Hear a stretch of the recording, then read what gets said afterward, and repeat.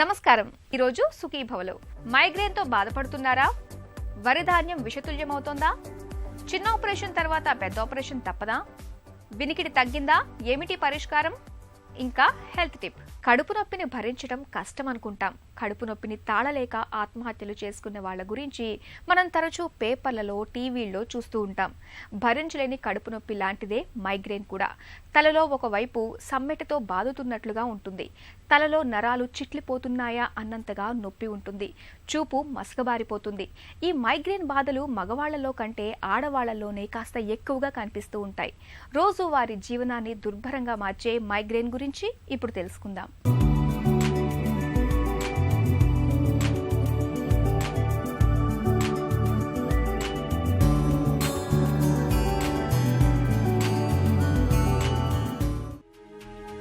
Migraine తలలో ఒకవైపు మాత్రమే, అది సూదులతో గుచ్చుతున్నట్లుగా వేధించే ఒక రకమైన తలనొప్పి.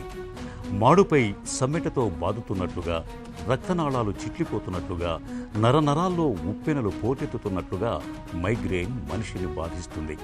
ప్రత్యక్ష నరకాన్ని చూపిస్తుంది. తలలో ఒకవైపు నరాలు కుచించుకుపోవడంతో మైగ్రేన్ బాధలు మొదలవుతాయి. దీనిలో మళ్ళీ సాధారణ మైగ్రేన్ అని, క్లాసిక్ మైగ్రేన్ అని రెండు రకాలు ఉన్నాయి. తరచూ తీవ్రమైన మానసిక ఒత్తిడికి లోనయ్యే వాళ్లలోనూ, మహిళల్లోనూ మైగ్రేన్ ఎక్కువగా కనిపిస్తూ ఉంటుంది. మైగ్రేన్ బాధలు కొంతమందిలో కొన్ని గంటలు మాత్రమే ఉంటే, మరికొంతమందిలో కొన్ని రోజుల దాకా కూడా ఉండొచ్చు.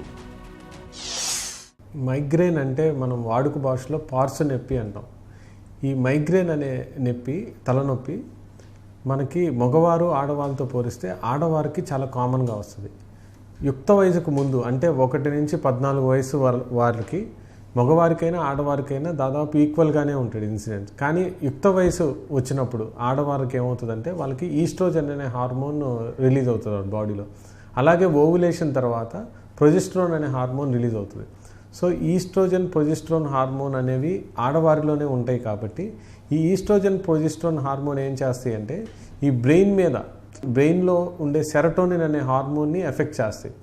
మనకి బ్రెయిన్లో పెయిన్ పాత్వే ఉంటుంది. మనకి ఏ నొప్పి అయినా రావాలి అంటే మనకి ఆ పెయిన్ కాజ్ చేసే నర్వ్స్ స్టిమ్యులేట్ అవ్వాలి. మనకి బ్రెయిన్లో పెయిన్ వచ్చే నర్వ్స్ దేనివల్ల వస్తాయి అంటే మనకి సెరటోనిన్ అనే న్యూరో హార్మోన్ ఉంటుంది మనకి బ్రెయిన్లో.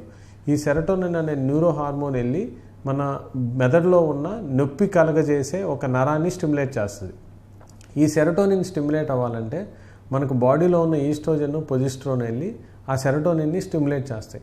ఈ సెరటోనిన్ స్టిమ్యులేట్ చేయటం వల్ల మనకి ఆడవారిలో ఈ 2 హార్మోన్స్ ఆడవారిలోనే ఎక్కువగా ఉంటాయి. కాబట్టి ఈ సెరటోనిన్ స్టిమ్యులేట్ అయిపోయి ఈ మైగ్రేన్ తలనొప్పి రావటం అనేది జరుగుతుంది ఆడవారిలో. మైగ్రేన్ రాబోతున్నట్లుగా మనం ముందుగానే పసిగట్టవచ్చు. మైగ్రేన్ రావటానికి ముందుగా కళ్ల ముందు మిరుమిట్లు గొలుపుతున్నట్లుగా వెలుతురు చుక్కలు గాని, జిగ్జా గీతలు గాని కనిపిస్తాయి. ఈ సూచన కనిపించిన కొద్ది నిమిషాల తర్వాత ముఖంలో ఒక భాగం గాని, లేదా ఒక చేయి గాని, లేదా ఒక కాలు గాని మొద్దుబారినట్లుగా అవుతాయి. సూదులతో పొడుస్తున్నట్లుగా అనుభూతి ఉంటుంది. కళ్ళు తిరుగుతున్నట్లుగా, వాంతి అవుతున్నట్లుగా అనిపిస్తుంది. కొంతసేపటికి ఈ లక్షణాలన్నీ అదృశ్యమై అసలు సిసలు మైగ్రేన్ మొదలవుతుంది. మైగ్రేన్ ఏ కారణం వల్ల వస్తుందనే దానికి ఇప్పటికీ ఖచ్చితమైన కారణాలు లేవు. కానీ నిద్రలేమి, తరచూ ఉపవాసాలు, వేళకు భోజనం చేయకపోవటం, పొగ, మద్యం వంటి అలవాట్లు, నెలసరి సమయం, కాఫీ, టీలను అధికంగా తీసుకోవటం ఇవన్నీ మైగ్రేన్ తెచ్చిపెట్టే ప్రేరేపకాలుగా చెబుతారు నిపుణులు. మైగ్రేన్ తలనొప్పి ఎలా ఉంటుంది అంటే బాగా తీవ్రంగా వస్తుంది. కొంతమందికి నెలసరి అయ్యేటప్పుడు వస్తుంటుంది చాలామందికి. ఎందుకంటే అప్పుడే హార్మోన్స్ చేంజెస్ చాలా ఎక్కువగా ఉంటాయి. కాబట్టి నెలసరి అయ్యేటప్పుడు ఈ తలనొప్పి అనేది తీవ్రంగా రావడం జరుగుతుంది 2 రోజులు 3 రోజులు. అంతేకాకుండా వాళ్ళకి ఒకవైపు వస్తుంది, విపరీతంగా వస్తుంది, 4 గంటల కంటే ఎక్కువ ఉంటుంది, 2 రోజులు 3 రోజుల వరకు కూడా ఉండొచ్చు. అంతేకాకుండా కళ్ళల్లో ఏదో మెరుపులు మెరిసినట్టు, లేదంటే వామిటింగ్ సెన్సేషన్, విపరీతమైన వాంతుల సెన్సేషన్ రావడం. నెక్స్ట్ పక్కన ఎవరన్నా మాట్లాడిన చిరాకు, లైట్ వైపు చూసినా అంటే కాంతి వైపు చూసినా కానీ వాళ్ళకి విపరీతమైన చిరాకు రావటం అనేది జరుగుతుంది. సో ఇలా తలనొప్పి వచ్చినప్పుడు వాళ్ళు ఏం చేస్తారంటే లైట్లు ఆర్పేసుకొని పడుకోవడానికి ఎక్కువ ప్రిఫరెన్స్ ఇస్తారు.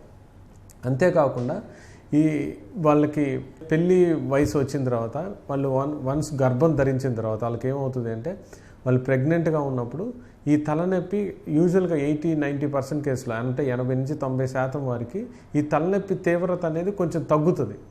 అంతేకాకుండా రేర్గా ఒక 10% మందికో 20% మందికో ప్రెగ్నెన్సీలో ఈ తలనొప్పి ఎక్కువ అవుతుంది. మామూలుగా ఉండేదానికి ప్రెగ్నెన్సీలో ఉండేదానికి తేడా ఏంటి అంటే, ఈ మామూలుగా ఉండేటప్పుడు మనం ఏ ట్యాబ్లెట్స్ అయినా వేసుకున్నా పెద్ద ప్రాబ్లం ఉండదు.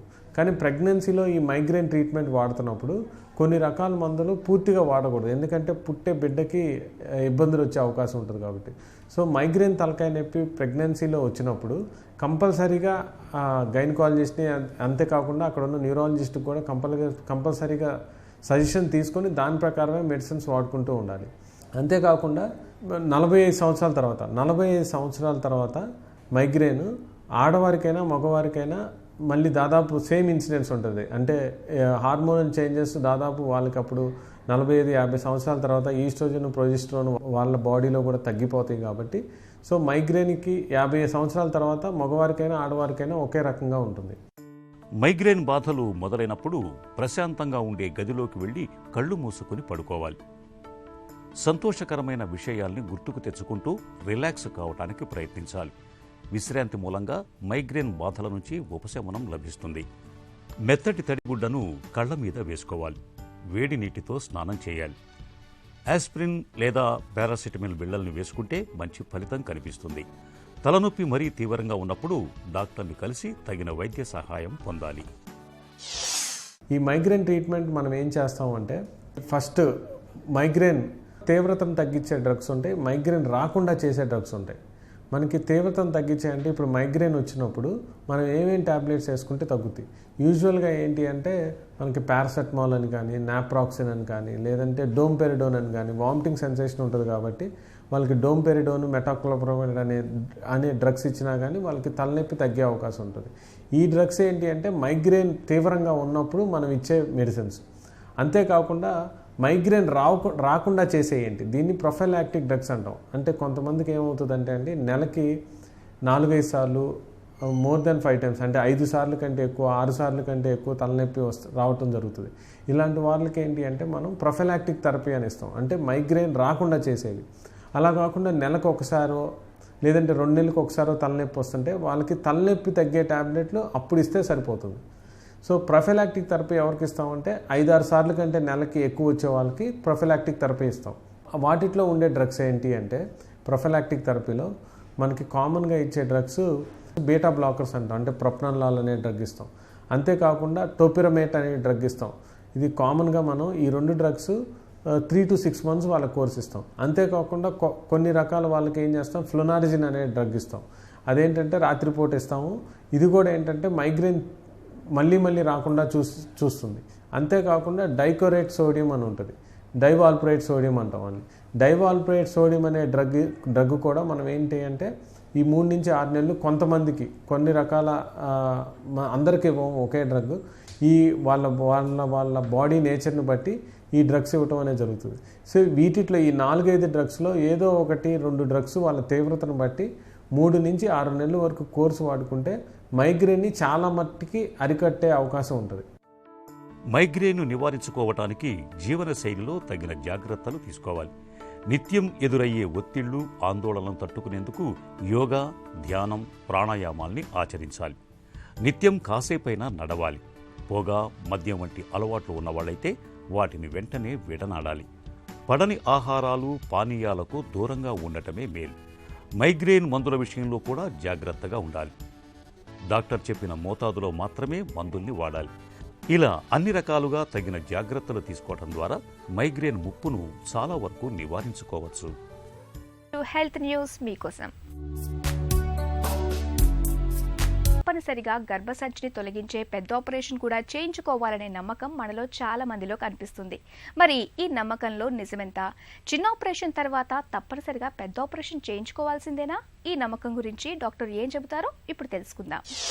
చాలా మంది అనుకుంటారు చిన్న ఆపరేషన్ తర్వాత పెద్ద ఆపరేషన్ అన్నది తప్పకుండా చేయించుకోవాలి అని. అంటే చిన్న ఆపరేషన్ అంటే పిల్లలు కాకుండా ఆపరేషన్ చేసుకోవడం అనమాట, ట్యూబెక్టమీ ఆపరేషన్. అది లాప్రోస్కోపీ కానివ్వండి, లేకపోతే కనుక మామూలుగా కుట్ల ఆపరేషన్ కానివ్వండి, ఏదైనా కానీ.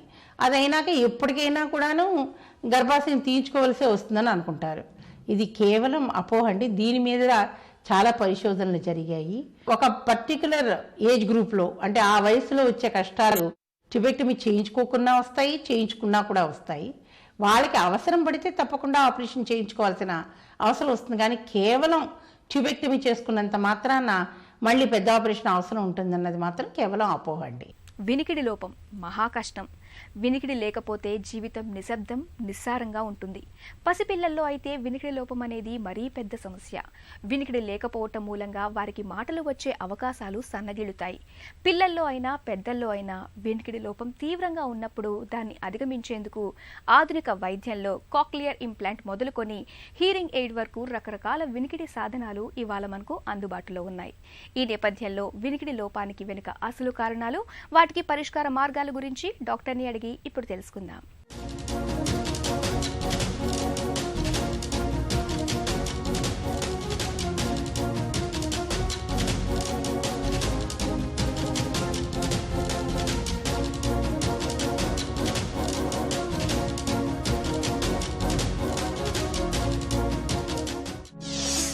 వినికిడి తగ్గడానికి వెనుక కారణాలేంటి?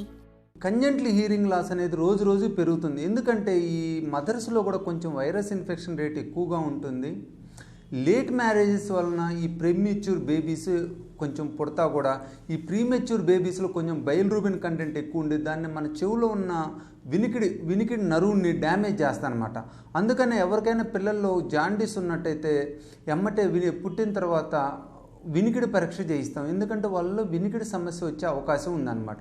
ఈ విధంగా మనకి ఈ ప్రీమెచ్యూర్ బేబీసు, లో బర్త్ వెయిట్ బేబీసు, మదర్లో ఉన్న వైరల్ ఇన్ఫెక్షన్స్, వీటి కారణంగా బేబీస్లో కూడా ఈ కంజెంట్లీ హీరింగ్ లాస్ వచ్చే అవకాశం ఉందన్నమాట. అంటే పుట్టుకతోటి వచ్చే హీరింగ్ లాస్. అట్టనే మనం పిల్లల్లో చూసినట్టయితే ఇంతకుముందు పిల్లల్లో కొంచెం జలుబు ఇవి చాలా తక్కువగా ఉండేయండి. Especially adenoid problems, tonsil problems. ఇప్పుడున్న ప్రజెంట్ జనరేషన్ చూసినట్టయితే ఎస్పెషల్లీ అర్బన్ ఏరియాస్లో ఈ పిల్లల్లో టాన్సిల్, ఎడినాయిడ్ ప్రాబ్లం చాలా ఎక్కువగా ఉండే, వీళ్ళ నుంచి చెవులో ఇన్ఫెక్షన్స్ వచ్చి వినికిడి సమస్యలు చాలా ఎక్కువగా వస్తున్నాయి అన్నమాట.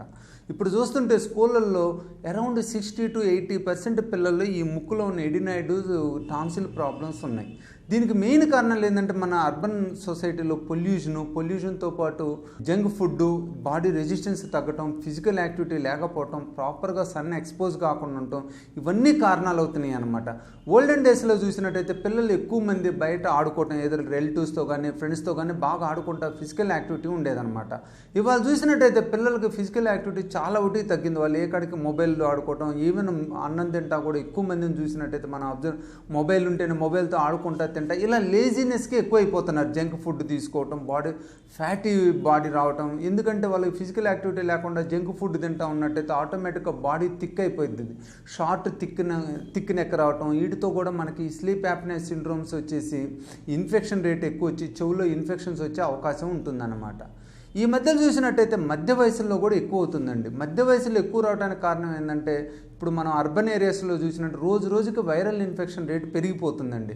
ఇది ముక్కు, గొంతు ఇన్ఫెక్షన్స్తో పాటు చెవులో కూడా కాజ్ చేస్తారనమాట. ఎక్యూట్ వైరల్ ల్యాబరింథైటిస్ అని, దాన్ని ఇడియోపతిక్ సెన్సోరల్ హీరింగ్ లాస్ అంటాం. ఎందుకంటే వైరస్ నుంచి వచ్చింది మనం కనుక్కోలేం. సో సెన్సోరల్ హీరింగ్ లాస్ కూడా ఈ వైరస్ నుంచి రోజు రోజు పెరిగిపోతూ ఉంది.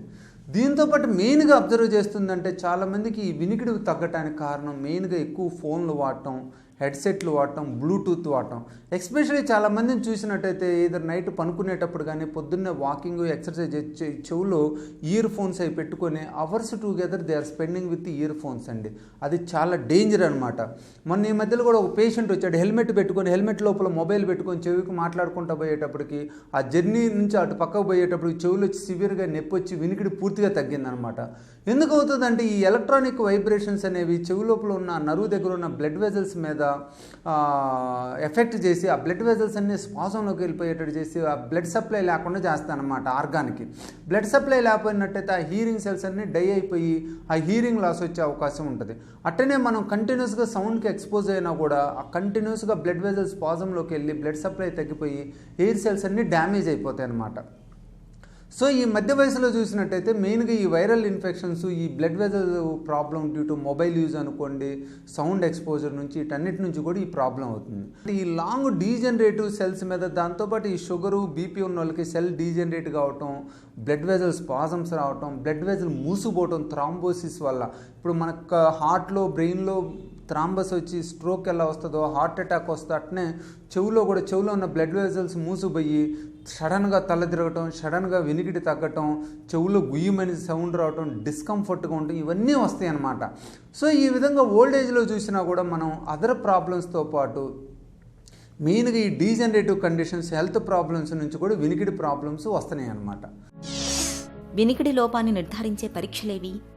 బేసిక్గా వాళ్ళకి ఏంటంటే ఎప్పుడైనా ఓల్డ్ ఏజ్లో హీరింగ్ లాస్ తగ్గి చెవులో గుయ్యమని సౌండ్ వస్తుంటే ఎప్పుడు సేఫ్ సైడ్కి ఒక రేడియలాజికల్ ఇన్వెస్టిగేషన్, సిటీ కానీ ఎంఆర్ఐ కానీ చేయించుకోవటం మంచిదండి.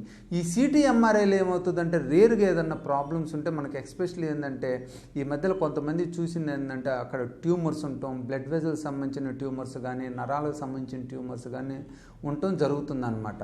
సో ఇలాంటివన్నీ మనం ఈ రేడియలాజికల్ ఇన్వెస్టిగేషన్లో మంచిగా డయాగ్నోజ్ చేసుకోవచ్చు. ఎస్పెషల్లీ ఎల్డర్ మ్యాల్స్లో కానీ, ఎల్డర్ పర్సన్స్లో కానీ, లేదా యంగ్ పీపుల్లో వన్ సైడ్ హీరింగ్ లాస్ ఉంటే మటుకి ఎప్పుడు ఈ టెస్ట్ చేసుకోవటం మంచిదండి. హీరింగ్ ఎయిడ్స్ ఎప్పుడు అవసరం? సో ఈ కంజెంట్లుగా ఈ మధ్యలో వచ్చే హీరింగ్ లాస్ని చూస్తున్నట్టయితే వాళ్ళకి ఫస్ట్ హీరింగ్ ఎయిడ్ ఇచ్చి చూస్తున్నాము. హీరింగ్ ఎయిడ్తో తగ్గకపోయినట్టయితే కాక్లియర్ ఇంప్లాంట్ ఆప్షన్ ఇస్తున్నాం అన్నమాట. కొంతమందికి 3 సంవత్సరాలు, 4 సంవత్సరాలు, 5 సంవత్సరాల లోపల చేయించుకుంటే వాళ్ళకి ఇంప్రూవ్ అవుతుంది.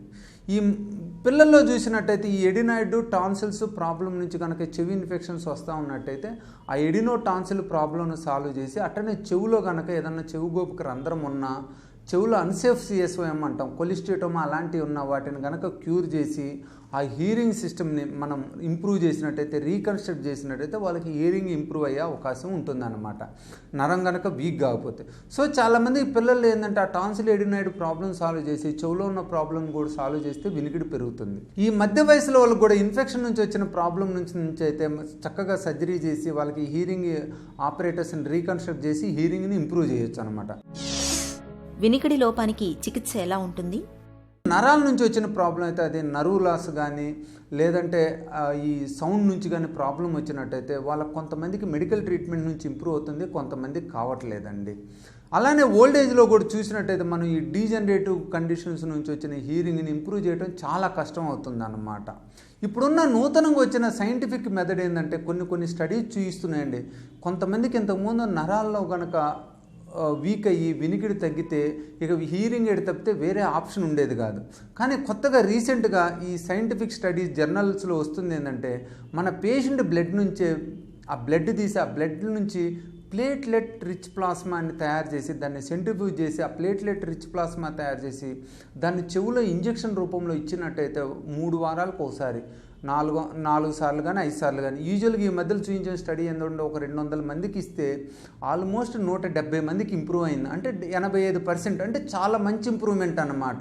ఎస్పెషల్లీ 70 సంవత్సరాలు దాటిన వాళ్ళకి ఇంప్రూవ్ కాలేదు, కానీ మిగతా వాళ్ళు చూసినట్టయితే ఎస్పెషల్లీ 20 to 40, 40 to 60 ఏజ్లో బాగా ఇంప్రూవ్మెంట్ ఉందన్నమాట. సో ఇప్పుడు ఈ వినికిడి ప్రాబ్లం ఎస్పెషల్లీ నరాల నుంచి ఉన్న వాళ్ళు కూడా పెద్ద వర్రీ కావాల్సిన అవసరం లేదండి. వీలైతే ఒకసారి వచ్చే అది కాస్ట్ కూడా ఎక్కువ ఉండదు, ప్లస్ ఆ ట్రీట్మెంట్ వల్ల మనకు అస్సలు నష్టం లేదండి. ఈ ప్లేట్లెట్ రిచ్ ప్లాస్మాని మనం చెవు లోపల కనుక ఇంజెక్ట్ చేయించుకున్నట్టయితే 3 వారాలకు ఒకసారి చాలామందికి కూడా హీరింగ్ ఇంప్రూవ్ అయ్యి మనకి వినికిడి మిషన్ అవసరం లేకుండా మంచిగా వినే అవకాశం కలుగుతుంది అనమాట. వినికిడి లోపానికి వెనుక అసలు కారణాలేమిటో, హీరింగ్ ఎయిడ్, కాక్లియర్ ఇంప్లాంట్ వంటి పరికరాల సాయంతో వినికిడి లోపాన్ని ఎలా అధిగమించవచ్చో తెలుసుకుందాం కదా. ఇక ఈ రోజు కార్యక్రమాన్ని ముగించే ముందు స్టార్ హాస్పిటల్ సమర్పించు ఒక చిన్న చిట్కా మీకోసం. చలికాలంలో గొంతులో గరగరతో బాధపడుతున్నప్పుడు తరచూ గ్రీన్ టీ లేదా బ్లాక్ టీని తాగండి. గొంతులో గరగరతో పాటు ముక్కు దిబ్బడ, సైనసైటిస్, తలనొప్పి బాధలు కూడా తగ్గుతాయి. సుఖీభవ కార్యక్రమానికి సంబంధించిన మీ విలువైన సూచనలు, సలహాలని వెంటనే మాకు రాయండి. మా చిరునామా Sukhibhava, ETV, Ramoji film city, Hyderabad 501-512 లేదా sukhibhava@etv.co.in కు మెయిల్ చేయండి.